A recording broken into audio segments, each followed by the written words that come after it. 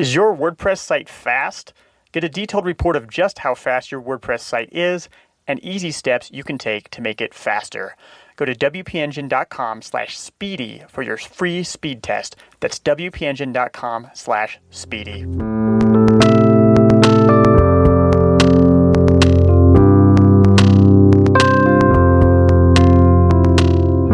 You are listening to Love Your Work. This show is going to show you how to crush everything in life and smack your to-do list in the face.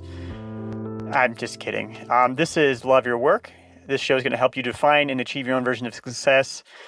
I'm David Cadavy. I'm an author, an entrepreneur, and a designer. And I've built a business and a lifestyle that fits my values, and I want to help you do the same. So that's why every Thursday, I bring you a new episode of this here show, Love Your Work. I seek out one-of-a-kind entrepreneurs and creators that break away from the pack, and I dissect their paths, and I pull out the lessons that you can use for your own journey. So learn how you can turn challenges into opportunities, how you can cut out the noise to focus, and how you can find the clues that will lead you to your calling. So check out Paul Bennett on episode 15. Interesting guy. He sailed around the world while running his business. Or Elise Bauer on episode 33, who bounced back from an illness to build a food blogging empire. And you also can't miss Jason Fried on episode 1 and former AOL CEO Steve Case on episode 25. And from time to time, I also bring on experts who will help you be more productive, creative, and healthier. So check out neuroscientist John Cunios in episode 8, and Ryan Holiday on episode 31, Dr. Terry Walls on episode 35. Thank you to all of you who have been heeding my call for reviews. We have new reviews. Amongst them, P. Dog Galalog, I don't really know how to say it, who calls it an excellent podcast for solopreneurs, and also says David guides his guests effortlessly through the peaks and valleys of the mind. And I think that's a really astute observation, because it's something I'm always trying to do, is just kind of ride the contours and surf the mind of my guests. Alex Peterson says, I've been getting a ton out of these interviews. And that's a 5-star review. And hey, look, a review can be simple and short and sweet just like that. So just go to cadavy.net/iTunes and review the show. It helps a lot. And if you are already subscribed, then you are in luck, because I have great guests coming up. I just interviewed world-renowned behavioral scientist, former colleague of mine at Timeful, author of Predictably Irrational and The Honest Truth About Dishonesty, just fantastic books. Dan Ariely. Yes, Dan Ariely is going to be on the podcast. That's coming up way in November, so make sure you're subscribed so you don't miss that. I also have the Cards Against Humanity co-creator, Max Temkin, is going to be on, I think, 2 weeks from now. So if you aren't subscribed, then hit that little subscribe button so you don't miss the great guests that are coming up. And we also have a great guest we always have a great guest. Really, why do I even bother saying it? This week's guest is known for writing personal development advice that doesn't suck. Mark Manson writes at markmanson.net, which has more than 2 million readers a month. Mark writes about a variety of topics, including happiness, self-knowledge, habits, and relationships. And you've probably read Mark's work before. He's written some big hits like Fuck Yes or No, In Defense of Being Average, and an article by the same name as his upcoming book, The Subtle Art of Not Giving a Fuck. And I love Mark's writing because it cuts right through the usual sort of self-help nonsense that you read that is going to make you think that all you need to do is just follow your passion and think positively, and somehow everything is going to you're going to become magically successful, and you'll just be a silhouette in front of a sunset on top of a mountain somewhere, and everything will work out that way. Instead, what Mark does is he encourages you to see things as they are, to find comfort in discomfort, a theme that you see often in these interviews, and to accept that when you try to have it all, you really end up with very little. So this interview is great for anybody who's ready to face the hard truths in life and in pursuit of being the best version of themselves. So find out why Mark starts off his new book telling you, don't try. How can you find fulfillment and shut down unhealthy cycles in your life and relationships? How can travel clean away your biases and insecurities? And if you are living or considering living the digital nomad lifestyle for a while, um, how does Colombia differ from Brazil? And how can you get the benefits of travel if you don't leave your hometown at all? And how does your lifestyle change when your values change? So here we go. Here is Mark Manson.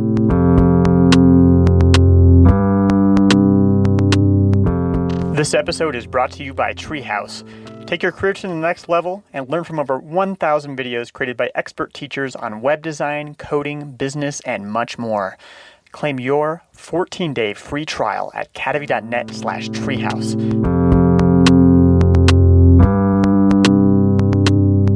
All right, I'm here with Mark Manson. And Mark, you have this new book coming out, The Subtle Art of Not Giving a Fuck.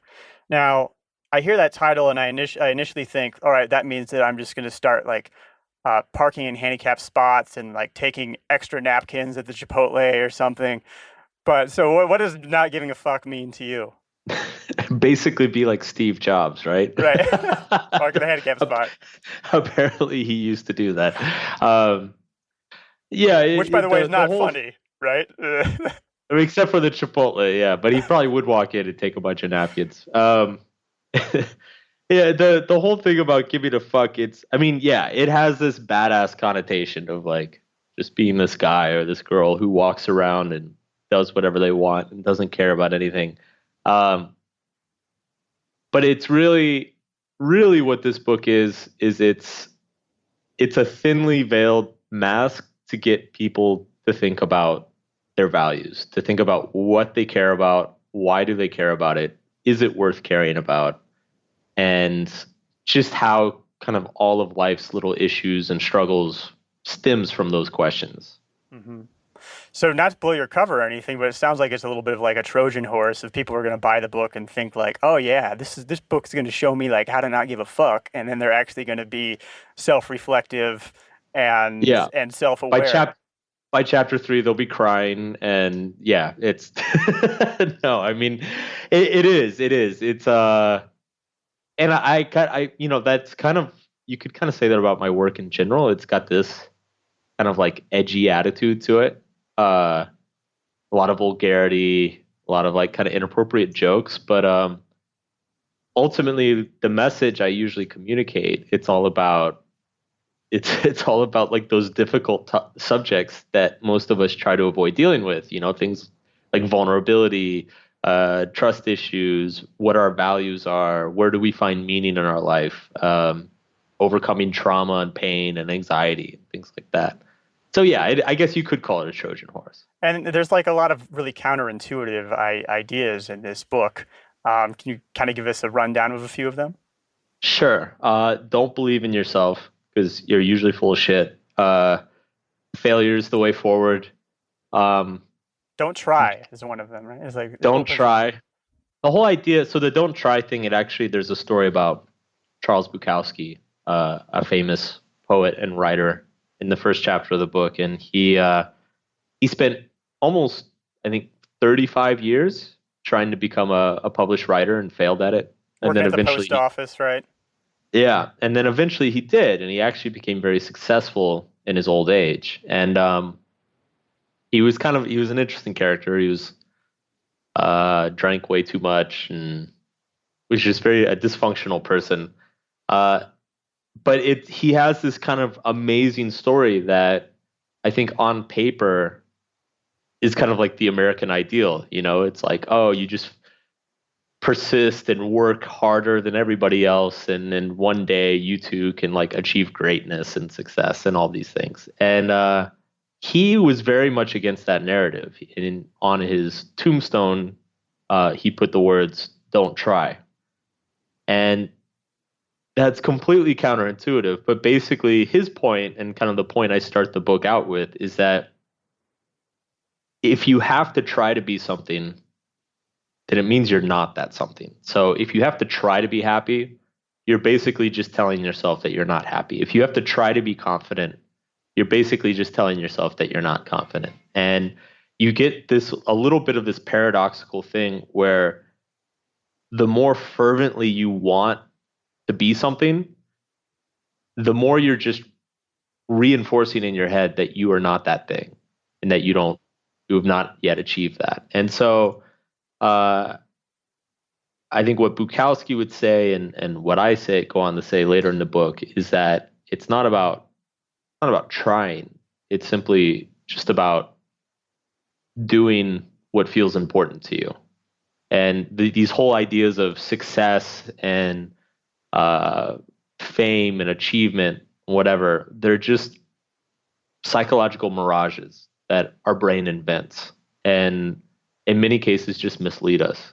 It's like if you get the things right in your life, the success and the fame and all that stuff, the money, it'll kind of happen as a side effect, but it shouldn't be the focus. It shouldn't be like what's in front of your mind. There should be something else that you're focusing on. It's like a kind of a message to sort of accept things as they are in a way. I think you say in there like Bukowski just accepted that he was a loser by standard definitions, and you know owned that. Yeah, and then even when he sold millions of books, he refused to accept that this changed him in some way. Um, when he was a broke lowlife working in a post office, writing poetry at night drunk, um, he didn't let that define him just as much as, selling millions of books and, uh, you know, touring Europe and everything. He didn't let that define him either. And I think the lesson there is that there needs to be something more important. It's like ask yourself what can I find, like what can I do with myself, with my time or with my energy that I would still be happy doing whether I succeeded or failed at it, regardless of these kind of external results. Hmm. Yeah, and when you're talking about you know if you like aspiring to be happy or wanting to be happy or wanting something is like a negative wanting a positive experience is a negative experience, right? Right. And experiencing a negative experience and kind of accepting it is actually a positive experience. Is that Yeah. Yeah, it's a good paraphrase?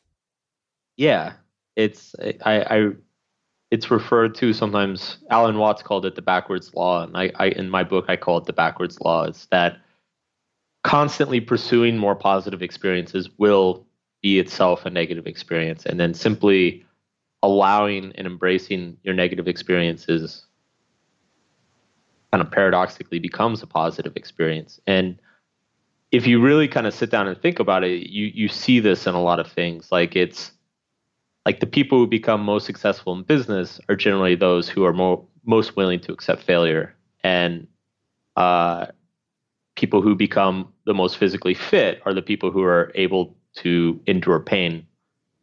People who have the strongest relationships are those who are able to deal with confrontations or conflict. Um, so there's this weird kind of like yin yang thing going on here where the negative is what is actually the pathway to the positive.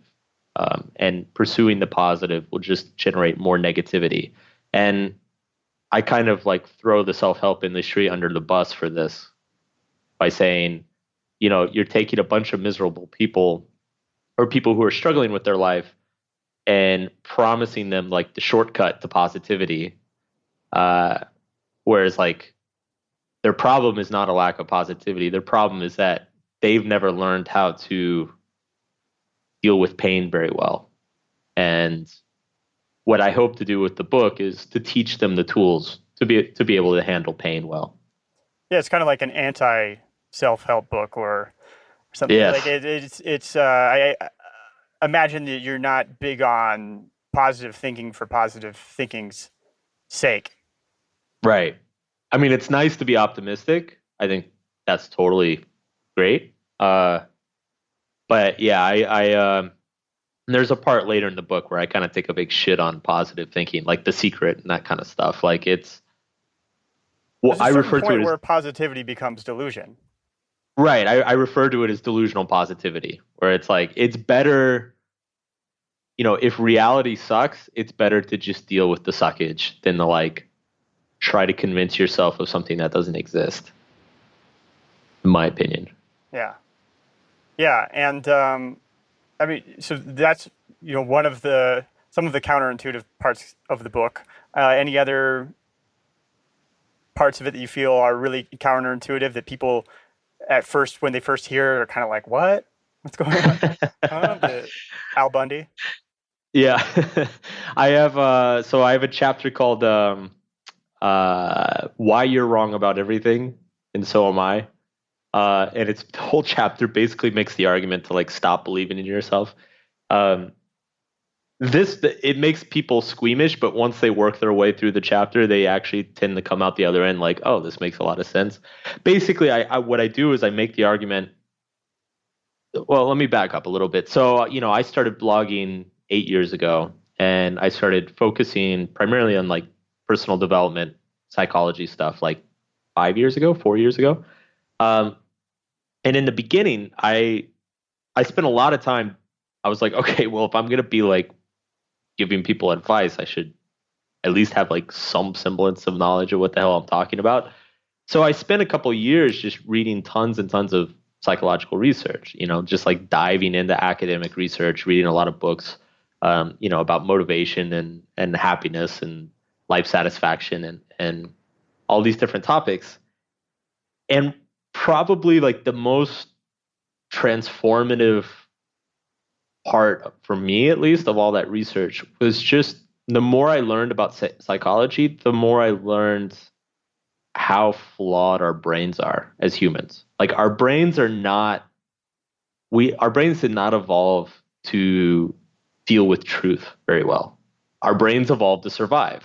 And in the case of like being a caveman for hundreds of thousands of years, um, it turns out that it's much better for survival if your brain can kind of like jump to assumptions, Mm-hmm. create. Heuristics, biases, Yeah, that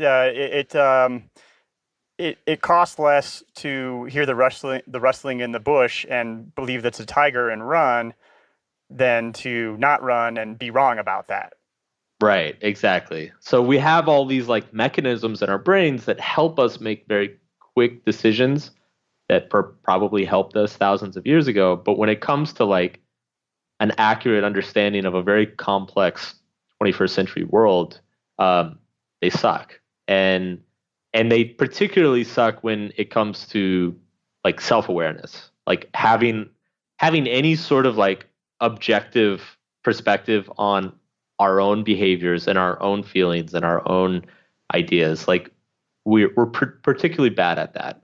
And this just blew my mind because this was like, well, crap, like I don't know what to believe anymore. Like I don't know if I can actually trust myself anymore. And I started to notice in my own life that this was actually kind of a good thing because, when I look back at all the boneheaded things I've done over my own life, it usually came from the fact that I was very certain in certain assumptions I had. Um, when I look back at the mistakes I made when I was a teenager, it's because I thought I was right. I thought I knew everything. I thought I understood how the world works and I understood how people work. And sure enough, I got my ass handed to me over and over again. And there's no reason to think that that ever stops. I think it's the we become less ignorant as we age, but there's no reason to think that there's any end to our own ignorance. And so, you know, I talk about in that chapter that the same way we look back at if you look back at yourself, say like 10 years ago, and you think about like some of the things that you believed and you thought were important, you probably kind of cringe and shake your head a little bit. You're like, oh my God, I was such a dork. What was If I you've made thinking? it, if you've made any progress in your life, yes, that's probably the way Y- that it looks. Yeah.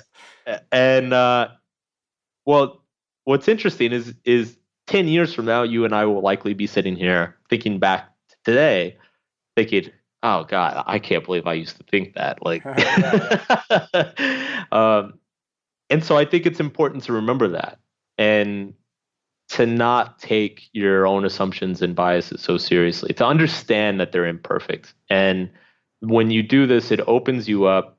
First of all, it opens you up to learning and more curiosity, but it also prevents you from like falling into a lot of traps of, say, like fanaticism or um, really intense prejudice, um, or really just making like really bad judgment calls. So in this sense, I kind of urge like a sense of self-skepticism, believe in yourself less. And were there any, when you made these discoveries about the faulty nature of the human mind, were there any particular, this might be hard for you to access, but were there any particular stories or instances that came to mind where we were like, oh, that's like the perfect example of me not having a clue? Um, so my problem area personally has always been relationships. And when I was younger, I talk about this in the book too. When I was younger, I became a little bit of like a playboy, um, to the point where it's like it was unhealthy. Like I was partying too much, drinking too much, hanging out with girls that I didn't really like and probably didn't really like me. Um, and I can look back now and see that like I was just kind of I wasn't in control of it. It was in control of me. Like it was this like insecurity that was driving me around women. But Well, wait, it's at what the do you think was like the fundamental error in there cognitively that like if it would have been possible to say anything to you that would have changed your perspective, then do you have any insight into well, what that might have been? I mean, I think what drove me was I had a lot of like family issues, intimacy issues growing up. Like I grew up in a broken household and grew up with a single mom and had a lot of bad experiences around intimacy when I was young. And so I think that drove that, but I wasn't aware of that in my 20s. In my 20s, I told myself I had all sorts of like really warped beliefs about men, about women, about sex. Um, like I thought, and this kind of gets into the what we were talking about before we were live, about like the measurement of success, like how we decide to measure success. Um, like I honestly believed that like you had to sleep with a lot of girls or else you were a loser. Like I honestly believe that every man wanted to do this, but just most of them were like too afraid or like they were just pussies and like didn't like have the guts to like actually go out and do it. Yeah, and I had a lot. that narrative is out there. I Yeah, mean, you get it totally. pounded in your head in your 20s and teens Yeah, it totally. if And I if you're bought right into receptive it. to it. Yeah. Yeah, I was totally receptive to it. I had a lot of like sexist beliefs about women. Um, and so yeah, it was like I had kind of this whole little ideology around it. That took me years to kind of pick apart, um, with the help of some therapy and some just like screwing up big time. Some nice CBT. Yeah. um, but yeah, it was like, so I mean, that's my problem area. But I mean, everybody has kind of their own problem area. Everybody has their own like knots that they need to untie within themselves. Hmm. And It's and very I think easy to. I think that we get rewarded for believing our cognitive biases, or actually the a lot of the economy runs off of yes, our cognitive biases and our faulty beliefs. totally. And it's easy. The easiest person to sell something to is somebody who's insecure about it. It's you don't want to sell beer by telling people, giving people like the facts of how it was brewed. You want to sell beer by telling them they'll have a good time and get laid. So like that's why you see beer commercials with like 20 women dancing and partying and whatever. Like it's just they tap into like male insecurity, or the same with like makeup and women. Like you don't like Yeah, it, if you're an insecure advertising in person, general. it never goes away. Like Yeah. you drink the beer, you have the party, you have sex with the women or whatever, and then or you get the makeup, you get the dress, and you're like you're still not. That still doesn't feed you. Right, right. It's just that yeah, it just kind of like kicks the ball down the road, and then you feel like you need to buy even more next time or do even more. And I think like when I studied some marketing when I started my business, and like one of the first lessons you learn is like find the person's pain point and like kick them in it, like find their Yeah. biggest insecurity and make them feel horrible, and then offer your product Yeah, in this is what I response. found, like researching copywriting or something, or whenever I talk to somebody who's Yeah, like they are a hired gun copywriter. It's like, well, how does that make that person feel really bad? yeah, Well, like exactly. I don't know. I don't really Yeah, like want to go there. Like, and I think it's like, I have friends in the marketing world, and I like one friend of mine. He always describes it as he's like, well, you got to sell them candy to give them vegetables. That's like kind of his rationalization for it, which I think is true in a lot of cases. Like there probably you got to are, tell them that the book is going to show them how to not give a fuck, so they can actually self-reflect yeah. and realize like how distorted their thinking is, and it's But like, one point I made in an article recently is if you think about like a culture today, like society today, with the internet and TV and everything, like I think there's some study that said like the average person sees like I think it's like 3,000 advertisements Mhm. in a day or something like that. And so it's just I sometimes wonder like what the cognitive effect on a societal level Oh, is. I feel it for myself. Like we were just talking about, I live in Colombia now, and you've spent a lot of time abroad. And this is one of the things I love about it is that there's not, I mean, there's plenty of advertising. There's Yeah. the benefit that it's in another language that I don't understand perfectly, and it's not, the advertising doesn't really understand me and my wants and desires the same ways that it might in the United States. But that's like one of the first things I notice when I go back to the United States is I get in the taxi cab and there's just this screen in front of my face. It's got Yeah. Jimmy Kimmel on it, like, you know, and some Yeah. celebrity talking about materialist things, and then I start to feel like it's the insecurity starts to come back. Yeah. Yeah, it's my fiance is Brazilian, and she's we just moved to New York about 6 months ago, and every time we watch TV together, she's like horrified by the commercials. She's like, how do they get it? Because apparently in Brazil they have a lot of rules about like what you can say and what you can't say, and Hmm. they also have a lot of rules about like what you can actually add. So like you can't advertise like pharmaceutical drugs, you can't advertise alcohol, um, and so she's just like constantly horrified by the commercials. Like, I can't believe they're allowed to put this on Yeah, they're TV. like, This is do you feel horrible. sad every once in a while? Ask your doctor about this pill. Yeah, It's going to make you exactly. not sad all the time.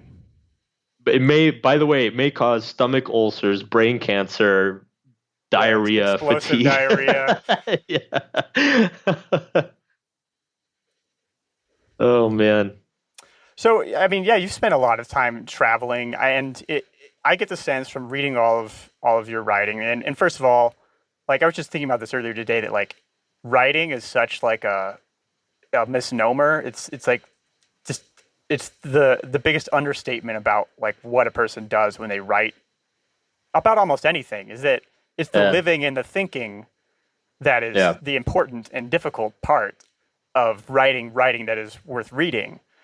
And so I get a sense from you that you have like a really good understanding about kind of how the world goes together. And I know you've done a lot of traveling, and I know I've experienced myself through travel a lot of self realization and stuff, and continuing down that road all the time. So is that has the travel helped you have this sort of like matrix like insight into the world and the biases and the BS that rules our behavior? Totally. Totally. It's one of the most illuminating things that I've done.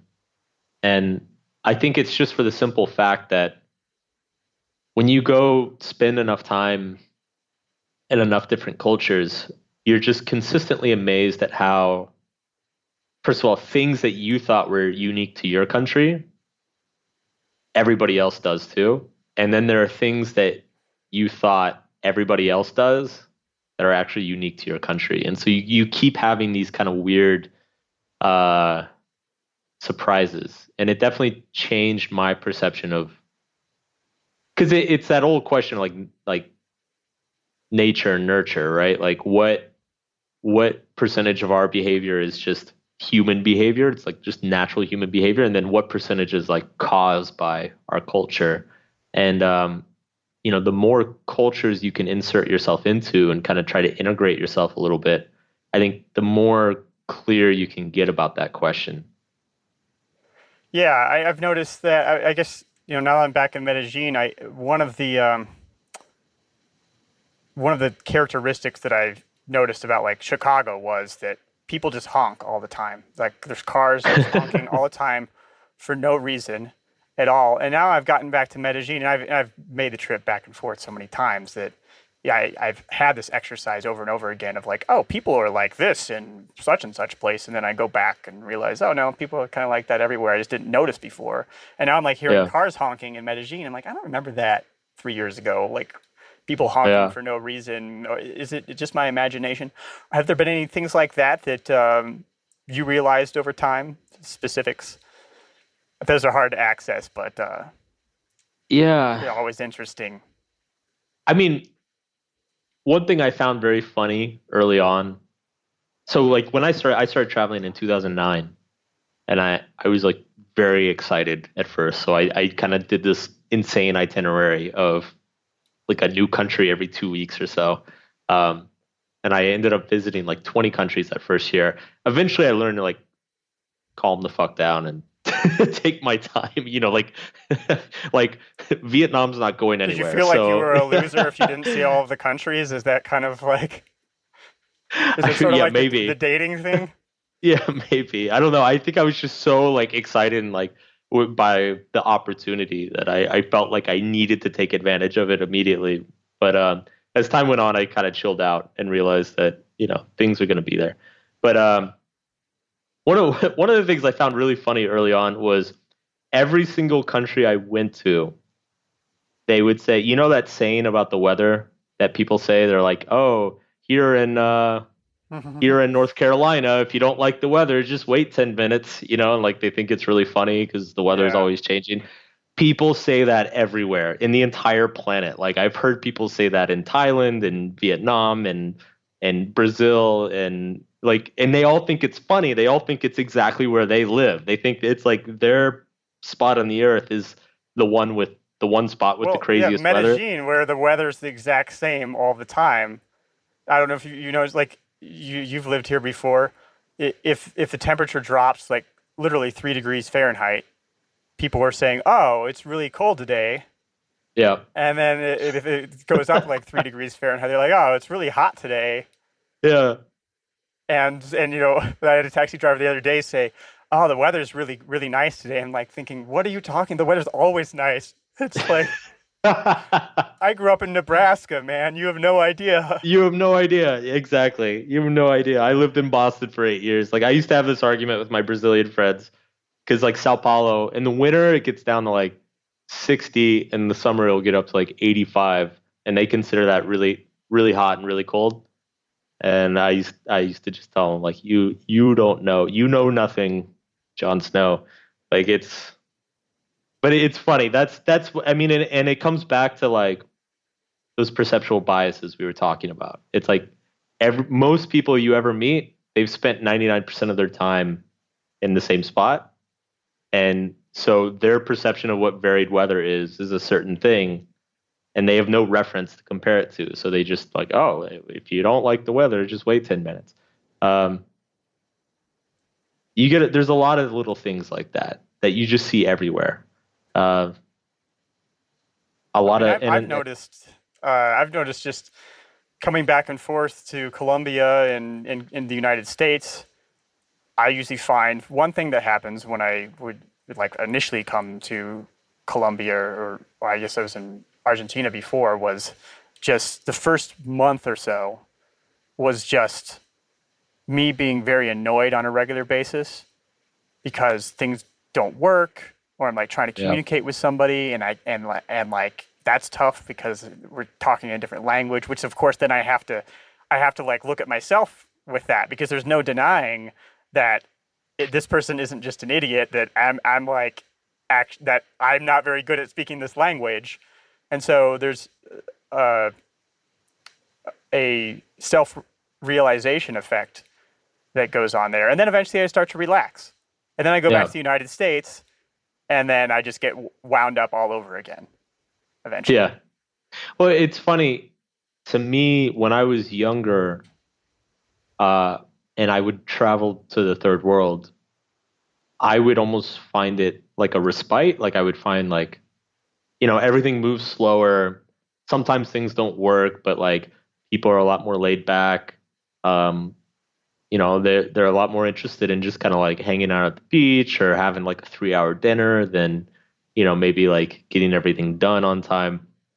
And it's funny when I started traveling when I was 25 and I went to some of these places and I loved it. I was like, oh my God, this is great. Like just chill out, open my laptop and work whenever I want, go out to a beach party. The things aren't a big deal. Oh, power went out today. That's fine. I'll just go find a cafe. Um, and for a few years, like I really felt that. And then I come back to the US, and I'm like, God, everybody's so uptight, stressed out. But as I got older, once I hit about 30, 31, it actually flipped. And I think what happened in my life is, well, first of all, my values changed. When I was younger, my my interests were very much just like getting out, exploring, learning about myself, learning about the world, partying, and and meeting people. And so being in these kind of environments that are so laid back was better for that. And it was a more enjoyable experience. And work was kind of like a secondary priority for me. And then what happened when I was about 30 is my website started blowing up. My business started exploding. Suddenly I was making like really big decisions every day. The expectation for my writing was really high. So, there was no more just like, hammering out 500 words in a train station and calling it a blog post. I needed like sit down for hours and like have deep focused work. And, uh, and it's funny because the third world started driving me crazy. And at the same time, I was less interested in partying.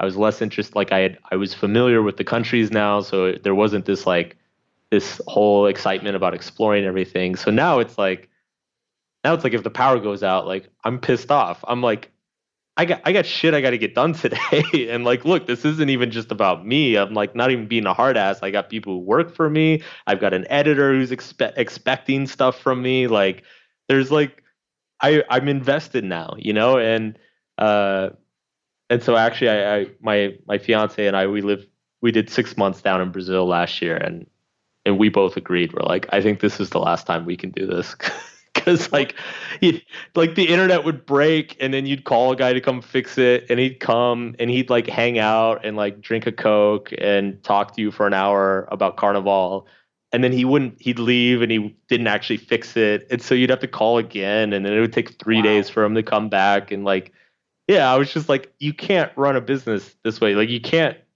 like, there's just no way to, like, you know, have a productive work life in this kind of environment. It's funny hearing you say that. And we were just talking about the differences between Brazil and Colombia, or at least where I am, before our conversation. But I feel like I am not that interested in partying, and work is sort of my focus. But here in Medellin, it's like I can totally get in that zone and write and make that my focus. And there's just way less. When I was in Chicago, I felt like I was trudging through molasses all the time to get anything done. It took so long to get anywhere, or there's always so much noise going on and such. So it's sort of the opposite thing Well, for it's me. I mean, Medellin, it's like a magical place where you can have both. Um, because yeah, like you can be super productive there. And it's the only place in Latin America that I found that you you can have that like really quiet productive lifestyle And then if you want to go out and do the party stuff, it's all right there too. Hmm. Like the Latino excitement. One little But caveat it's being that, by the way, I don't have water this afternoon because well, there they you told go. me this morning as I was going to the gym. They're like, yeah, we're not gonna have water this afternoon, and that's not uncommon at all. No, no, To it's like just like once a not have month. water. The internet goes Yeah, down every 15 minutes. It hasn't interfered with the podcast much lately, but or yeah, electricity will go out semi regularly, yeah, you know. yeah. Medelline's better than most places, but you still have some stuff like that. But it's just, I don't know, it's such a quiet, beautiful place to be though. Like, We're going to take a quick break. The other day I saw an ad for something that I wanted to buy, and I'm telling you, I was really ready to buy it on first sight. It was that cool. So I clicked on the ad, and then I waited, and I waited, and I waited. So I went back to Facebook, and I saw a bunch of cool stuff there. I saw a video of some people climbing on top of some tall buildings, and then there was this really interesting article about antibacterial soap. And you know what? I never did end up buying that product. Actually, I can't even tell you what it was. I forgot. You know, speed matters on the web. People want instant gratification. If they don't get it, they're always a click away from something more interesting, which is why I used to obsess with trying to get my WordPress site optimized. I would mess around with caching plugins and setting up a CDN and playing with image sprites. And, you know, there were a lot of other things I would have rather been doing with my Saturday nights, but it did work. My traffic went up and my revenue went up. And I wish I would have had this WordPress speed test tool back then. You just enter your website and you get a detailed report of just how fast your WordPress site is and easy steps you can take to make it faster. So go check it out. It's at wpengine.com/speedy. You're going to get a free speed test. That's wpengine.com/speedy. But I actually find it, this is something that I think relates to a lot of what you're talking about in the book, is that I find the reminder every once in a while that, like, hey, you don't have control over a lot of things.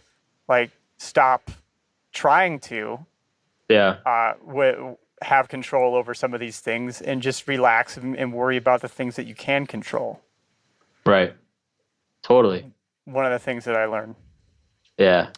Yeah, I agree with that. And at least in my case with Brazil, I was like, well, I can control where I live and it's not going to be Brazil. All your Brazilian listeners hate me right now, but I think they understand. Like things are not good down there right It, now. it sounds like it was a lot more chaotic, you know, things It that, is much more chaotic than Colombia, yeah. unfortunately. So It you and is. I think, have found something therapeutic from travel. Now, I guess not everybody. I think sometimes people make excuses that they can't travel, but then there's other cases where it's really just not convenient or just doesn't work with somebody's life. Are there any things that people can do in their everyday life that can help them see their own misperceptions in the way that they're seeing in the world that's around them? Well, I think ultimately, like when we talk about the psychological benefits that we get from traveling, really what we're talking about is simply the benefits of putting ourselves outside of our comfort zone. Um, and I think you can totally do that wherever you are. You know, that in the US, that might just be like going to a worse part of town and like volunteering at a charity. Um, I like I when I was traveling, when I was living in South America for so long, a lot of people in my family were like, wow, aren't you like scared? Isn't it really bad there? And I told them, I was like, you know, there are parts of the US that like were just as intimidating and just as bad. Like it's not an all or nothing. And there are parts of South America that are absolutely beautiful and secure and really enjoyable to live. So like it's not an all or nothing thing. I think really it's just challenging oneself to go out and experience something that you don't uh, that you wouldn't normally experience, and that you wouldn't that and that maybe you have some assumptions about that and be open to being shown that they're wrong. Not to get too political, but I saw an article, with all this like Black Lives Matter stuff going on in the U.S. I saw an article like maybe 6 months ago, and it was citing research. So it was like, the average white person in the U.S. is like only like 1 out of 7 white people in the U.S. says that they have a black friend, and it's like with with black people, it's like similar statistic. Like it's basically the white people in the US don't hang out with black people, and the black people in the US don't hang out with white people. And so um, I think a lot of the political, like the heat of the political debate around that is just from the fact that people don't actually know Know somebody. each Like they other. don't, Yeah. yeah, they don't actually go to that part of town and see how they live and like hang out and like, Yeah, I know like taking up Latin dancing in Chicago definitely like mixed me up with uh, a more diverse group of people than I would normally find myself interacting with, and I didn't have to leave the city to do that. yeah, Just like totally. one little hack that I used to do sometimes was I find myself always wanting to take the quickest route to get to my office or wherever I'm going to work. And so sometimes I would just like walk a different direction, like take a, it sounds like a totally silly thing, but you get stuck in patterns and if you just break it every once in a while. I found an apartment that once that way. Just like, Yeah. oh, the place is for rent. Oh, that's like looks like a good apartment, a good apartment. Yeah, that's true. I used to actually, when I lived in Medellin, I used to go on walks a lot, which kind of gets back into the a lot of a writer's job is not writing. I find that like walking, like walks are really good for thinking and like walking to like new new places or just like kind of wandering, finding new places and stuff. Now, It's like this may be besides the point, but are you strategic with your walks? I am. So usually there's like some idea or like a glimmer of an idea that I have, but it's like I need to, I need like, I feel like I need like 30 minutes to sort it out in my head. But the thing is like when I'm sitting in my apartment in front of my desk, there's way too much distraction. Um, so I like to try to get outside and like just really like mull over an idea or maybe a problem, like a big decision. Uh, I think it's like there's a it's couple really things good. going on there. Like when you're sitting there in front of the problem, there's all sorts of biases that are ruling your brain. There's like like, I don't know what to call it, but it's just whatever it is that's in front of you is suddenly like the most important thing in the world. Yeah, Especially when you're on a computer screen and there's all these different places you can go. Like just the fact that you could, with a couple flicks of your fingers, go to Facebook yeah, is exactly. like a cognitive load on your brain that you're like not even aware of. Yeah, absolutely. And it's removing that suddenly. I mean, I don't know if you've ever messed with, there are a couple apps. One's called Freedom, but you can turn off all the internet or you can turn off like portions of the internet for yourself.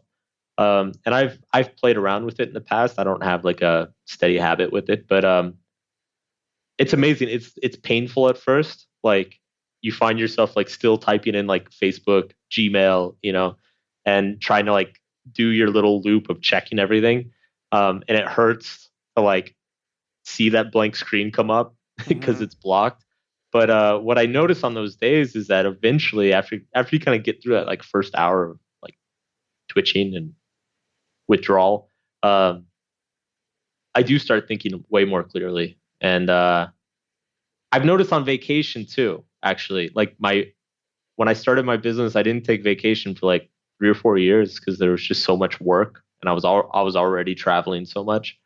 Um, And then when I met my fiance, she convinced me to like go on like a bona fide don't bring your computer vacation. And my God, I had like so many amazing ideas just like sitting on a beach. And I think it's just because there was like nothing to do. There Hmm. was nothing to distract my brain from like focusing really hard on what was going on. Yeah, it's funny when you do get back to the computer, then you're like, "Oh, I can't believe how fluidly my brain is working right now." Like, what is that? Yeah. And Yeah. as far as being strategic with walks, I guess I want to dig in that just a little bit. Then do you kind of like put in your brain a thing that you want to think about on your walk before you go on the walk? Yeah. So it's usually like so like I don't just schedule walks. Usually it's uh if I've got something that's really difficult and I need to like think about it really hard for a while, it's like, oh, time for a walk. Hmm. And I take headphones and music too. And are there times of day where you wouldn't go for a walk because it's like a self-set rule that you wouldn't, or times of day that Um, you will go more often? Does it, how does it work with your rhythms? Man, I guess it usually ends up being in the afternoon sometimes, but I mean, way back when I was younger and I used to sleep a lot less, and like I used to have crazy hours. I remember going on bike rides in the middle of the night to Hmm. like just clear my brain, just like decompress, think about life a little bit, relax a little bit. Yeah. And I don't know if you're a bike rider, but anybody listening, like, a bike ride at like 3 in the morning and in the city when there's no traffic, it is magical. It is like there's nothing else like it. That does sound nice. I mean, my part of Medellin, there's not really like bike lanes and stuff, so I'm always like afraid. I don't have a bike, And but I and imagine at night, the drivers down there are insane too. So maybe just don't. yeah, just I wouldn't ride it. And there with the mountains and everything, I think you're just asking for Yeah. that's you're asking for pain. I want to. People can read this article. I just want to touch on it quickly. Is it me or is the world just is it just me or is the world going crazy? I just happened to up across that article, sometime after we had already scheduled this interview, and I was like, oh man, this is good stuff. Yeah, He's nailed it. Um, I think if we can like summarize it for folks, they can sure. obviously go read it, but Like a lot of people, so I have this like really dysfunctional relationship with US politics. Um, I think a lot of Americans have the same relationship where they hate it. They wish they didn't, they wish they were able to not pay attention to it, but like I just find it impossible to not pay you attention can't to look it. away. It's like watching a car crash or something sometimes. Yeah, and it's yeah, and then there's like this voice in the back of my head where it's like you have a civic responsibility to like vote for one of these people and support democracy. But it is so painful sometimes. But I watched the Republican National Convention a couple months ago, and like a lot of people, I was a little bit horrified. I don't really identify with either political party, but I've definitely been leaning more Democrat the last few elections just because I think they're less psychotic. But I was watching the RNC and it's just like every single speaker was getting up and talking about how like the world isn't safe anymore and you could die at any time and there's shootings everywhere and how like ISIS is coming to get us. And it was just pure fear and paranoia, like nonstop. And people were just like eating this stuff up. And if you kind of look at Trump's whole campaign, it's really that's just kind of the entire strategy is that there's a large percentage of the population that feels less safe than they did, say, like 8, 10 years ago. Uh, and he's just kind of like it's what we were talking about with the advertising. He's poking that insecurity and then saying, "You need me to make everything right Right, again." and this is exactly what you were saying. And yeah, I'm not very political but myself, but I at least try to be rational, and sometimes I see things that aren't rational. And you describe in the article that Trump is uh, an effect, not a cause, right? Right. It's like because things that are sensational get the most attention because of the way that we're all connected. Yeah. He's hacking into that. Right. He's hacking into So our biases and playing it off and using it against the very people who want to use it for good things, but sometimes that ends up going too far to another realm of right. irrationality. So I've been fascinated with this topic for a while now, and I've written a few articles about it. And I think this one is the world going crazy. I think was the best one I wrote on it. But um, I've been fascinated about it too because it's largely responsible for my career success. And that is the fact that the most extreme information on the internet, just the way the internet is built, how it feeds off of our attention, the most extreme and sensational information is what gets passed around the most. Hmm. And that has some serious consequences because you get, and whether it's with politics and things like gun safety or with people who, I've written an article in the past about people who have developed like skewed perceptions in terms of like what success means because everything they see on Facebook is like a 12-year-old, you know, making $1 billion with an app that he created or whatever. Um, but it's this skews our perception. We're constantly bombarded with like the top 0.1% of like the most intense information. And most of us are spending all day connected to this stuff. And so it starts to skew our perception of like what is actually real or realistic and what's not.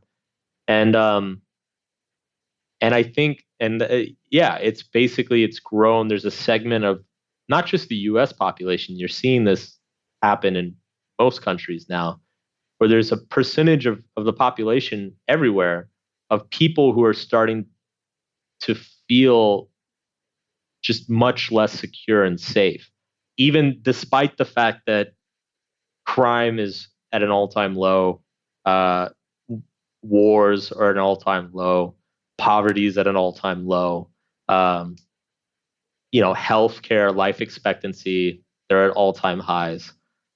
Despite these facts, people feel less safe. They feel like the world is like crumbling around them due to all this information that they're being bombarded with. And so you're getting a lot of demagogues like Trump in all these different countries who are just popping up and taking advantage of it. Yeah, and these are things that you and I, like you were saying, you and I as writers, we learn and our writing adjusts to take advantage of these things too. We're trying to do like the Trojan horse, where okay, this is the thing they're going to pay attention to, but this is the thing that I want to tell them, um, such as uh, subtle art of not giving a fuck, or Right. like when I'm writing an article for Medium or something. Yeah, okay, I want to tell my story about moving to another country. Well, it's gotta be positioned in a way that somebody's going to want to share it. So it Right. becomes, yes, you can leave the bubble that is North America. Like that's a strategic thing. Right. In some ways, it makes our writing better, but it's also something that can be hacked, and it's scary when you look at the economics of it all. Because as writers, we want more people to view our work. As a politician, you want more people to get. You want to be in front of more people, good or bad. It seems to not maybe not Matter. matter. Yeah. Um, and the way that the businesses like Facebook run is that people are going to spend a lot of time on Facebook. Yeah. And so, like, the economics just seem so stacked against Yeah. against rationality, against um, being thoughtful and making Yeah. sense. Well, I think, you know, I'm still very much like pro all this stuff, all like technology and Facebook and everything. My take on it is that every new technology brings it improves the quality of life for everybody, but it also brings newer, higher level problems with it. And with social media and the internet, this is our set of problems. And this is actually why, I mean, if we're really, I mean, again, the subtle art of not giving a fuck, it is a personal development book, but I feel very, very passionate about these ideas because I feel like these ideas, these are the ideas that we need in the internet age. Uh, we desperately need to develop a healthy sense of skepticism. We desperately need to develop an ability to become okay with failure and shame because everything's publicized now. Like people find out about everything. And so if you're trying to like hide your weak spots, or pretend that like certain things didn't happen, like it's gonna get so much worse for you. So Um, I think it's these tendencies. I think the social media and the internet it exacerbates a lot of these like some of these worst tendencies that we have as humans, and we need to develop an awareness about them to like consciously fight back against them.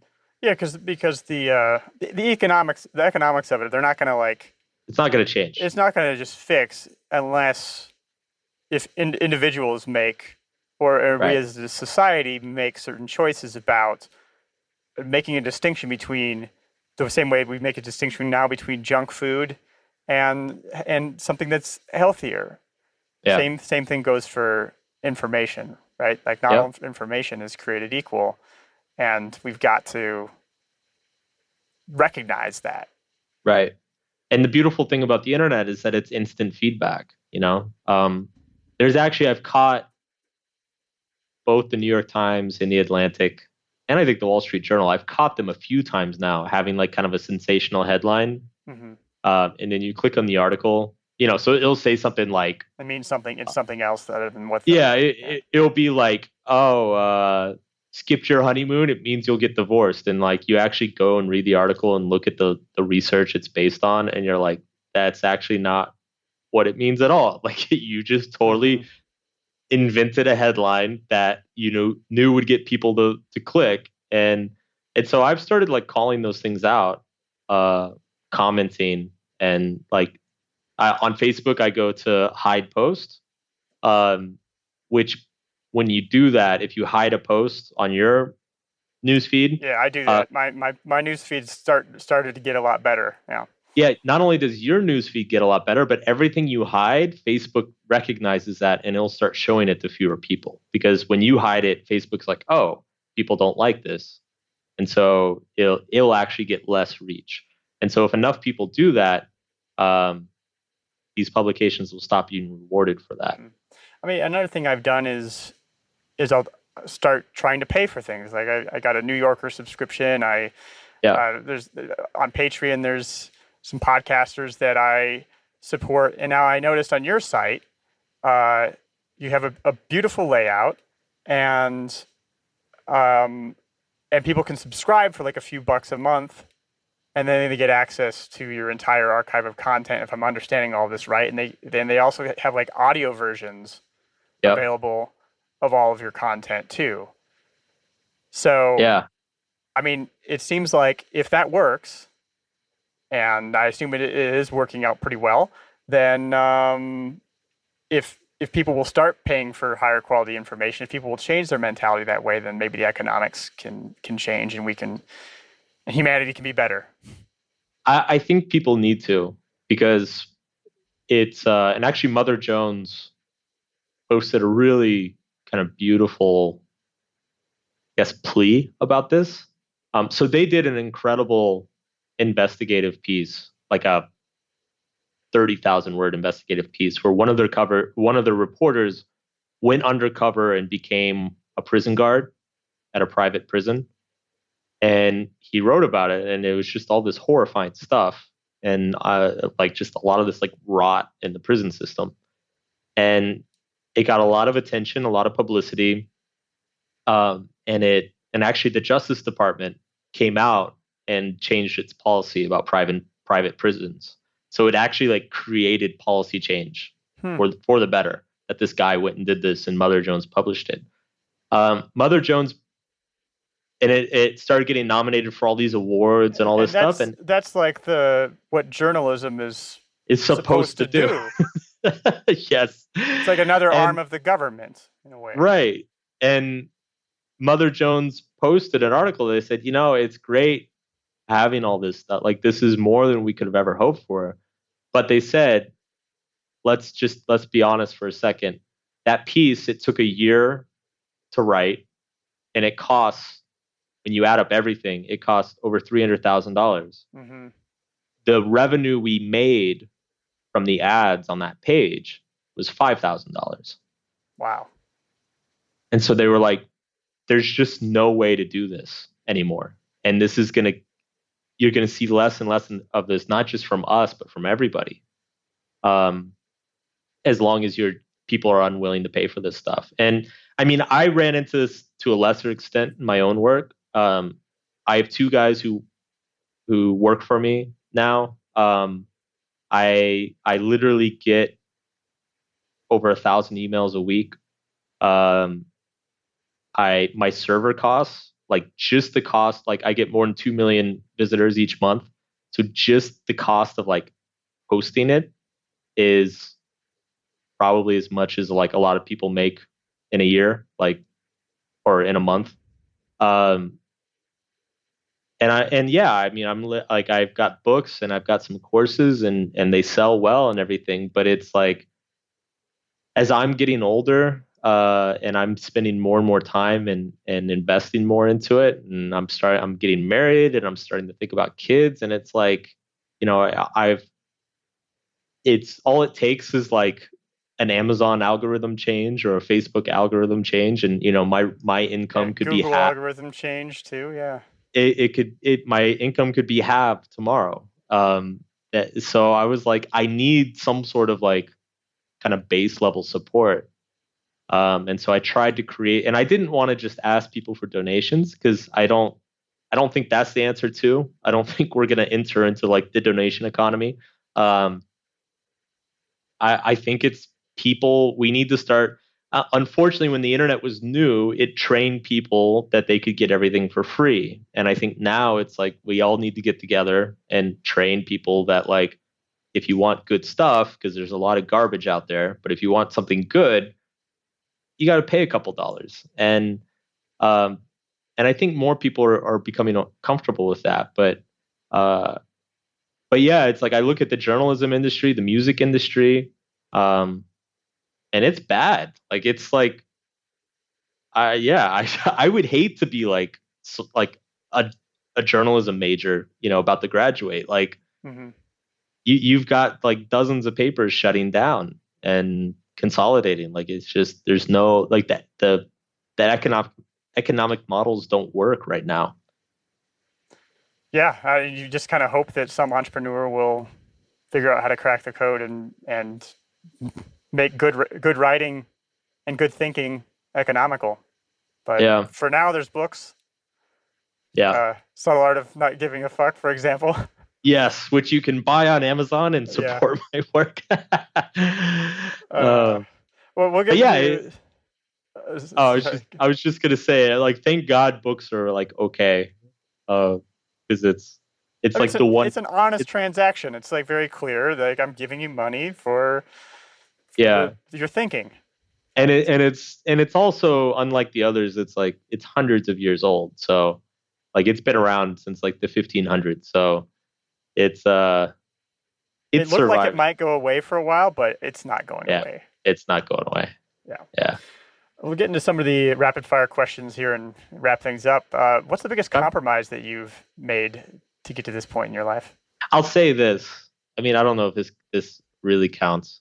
Um, when I started my websites, um, I had this idea of like I read Tim Ferriss' 4 Hour Work Week, and I was like, okay, cool. Like I'll sell some stuff online, make some money, travel the world, and then like 3 or 4 years, I'll like move on to something else. And I always thought that thing was music. Like I always thought like my first passion, my first love has always been music, and so I always had this in the back of my head of like, okay, I'm gonna do this for a few years, and then uh, I'll like come home and get really serious about music. And as things grew and became more successful and started meeting people and forming new relationships, um, I kept kind of delaying that dream more and more. And then I finally hit the point about 2 or 3 years ago where it's like I had invested like 6 years to get to where I was. I had spent thousands of hours becoming a good writer, uh, and I love writing. That I just had to kind of like be honest with myself and be like, it's never gonna happen, man. Like, Hmm.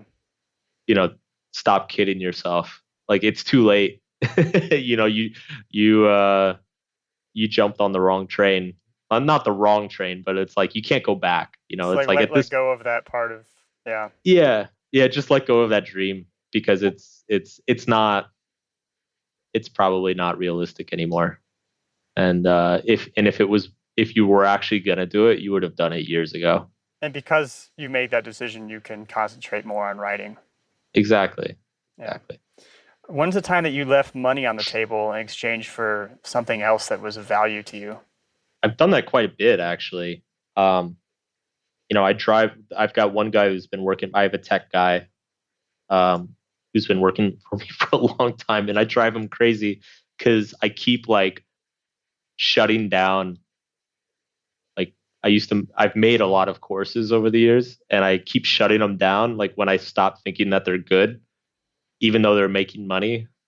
Like I would launch, like I launched one in like 2012, and by 2014, I'm like, this isn't good anymore. Like Hmm. the new ones are better, so let's shut it down. And my guy's like, but it's making money. Like, why would you do that? I'm like, it's not good. Like, can't have it. Not on The other, brand or yeah, I mean, well, and it starts to because if you have products that uh don't live up to people's expectations, that also harms your brand as well. Um, The other thing that I've always left money on the table is I don't do ads on my site, and I could probably make maybe right. So 100K. 2 million views a month at if it was $1 CPM, that would be that would be 2,000 a month just at $1 CPM, and I can imagine you get a higher CPM than that. So Yeah, I'm leaving probably 50 to 100K on the table by not running ads on my site. yeah, But again, it's like part of that I see part of that is like the brand and the experience. Like I don't like running ads, and my readers don't like looking at ads, so I'd rather find other kind of more direct ways to monetize. Like paying me for for for my archive, writing paying me for writing. That's what you like in the first as a place. So writer. yeah. What's the last book that you read that's changed the way you saw something? So I read *Sapiens* by what's the guy's He's got name? a complicated name. Yuval Noah Harari. Um, and there was one idea in that book that just blew my mind. He said that everything's a myth. Uh, and he said like obviously you have like religious myths, but he said like for instance, the economy is a myth, the Money. government is a myth, yeah, money is a myth, Humanity runs off of our shared beliefs beliefs, in mythical things, yeah, right? and that we need those to survive, and that if enough people at any point stop believing in a myth, that society like collapses. Yeah, yeah, it just Dead boom, silence. Yeah. it just boom, it explodes. Moving on. Uh, do you make your bed? No, my fiance does now, Okay. but I think she makes it for herself, not for me. Yeah. Do you have a final message for our listeners who are trying to define and achieve their own version of success? Final message. Um, there's a lot of times people like podcasts like this, they ask me for like quotes. So when you asked me that, like I just immediately thought of a quote I say sometimes. And I believe it's in the book. Um, but it's a quote from Freud, and he said, "One day, in retrospect, the years of struggle will strike you as the most beautiful." And I love that because I love the idea of being able to find beauty in, I guess, things that are a little bit painful. But I also think it's true too. It's usually like the most meaningful things that happen in our lives are often the most difficult. And when we're in the middle of that difficulty, it's hard to remember that. All we want to do is like, oh God, I wish this was over. But when you're done and you look back, you're like, wow, that was really amazing. Yeah, that was worth it. Yeah. This is a theme that is in a lot of your writing and in your new book, and something I've tried to talk about here. It's love your work. It's not do what you love. It's Yeah. like find some pleasure in the act of working. I in like some that. I respects. actually didn't immediately notice that, but I really like that. Oh, you were like, oh, this is some do what you love crap. Yeah, like find your passion. Oh. No, that's the Trojan horse. Yes. Yeah. Nice. I like it. And where can people get more of you, Mark? Markmanson.net. And then, as I've said a million times, we've said a million times, the book's called Subtle Art of Not Giving a Fuck. It will sneakily get you to reevaluate your values and the meaning in your life. And it is available Amazon, Barnes & Noble, all booksellers. It's good that we mentioned it a lot of times because I interviewed Noah Kagan recently, and he said you have to mention something 7 times. Oh, So I think we probably got to 7. well, just in case, the book is called Subtle Art of Not Giving a Fuck. It's on store shelves September. What extra one? Just in case. All right, thanks so much for coming, Mark. This has been great.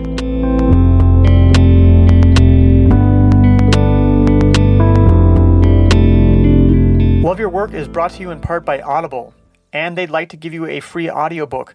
Choose from over 180,000 audiobooks on any subject you can imagine. Just go to cadavy.net/audible to claim your free audiobook.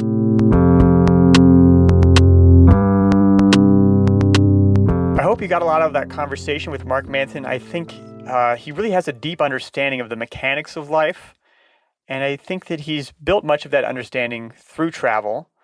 So for more about self-discovery through travel, check out Jody Ettenberg on episode 23. She quit her job as a lawyer, and now she travels around the world writing about food. Pretty awesome. And before I go, I've got to ask, do you like books? If you do, sign up for my book recommendations. About 90% will be nonfiction on subjects spanning from biographies to neuroscience. Just go to cadavy.net/reading and get the first set of recommendations right away. This has been Love Your Work, and I'm David Cadavy. The theme music for this show is See in You, performed by the Album Leaf, courtesy of Sub Pop Records. Love Your Work is a production of Cadavy Inc.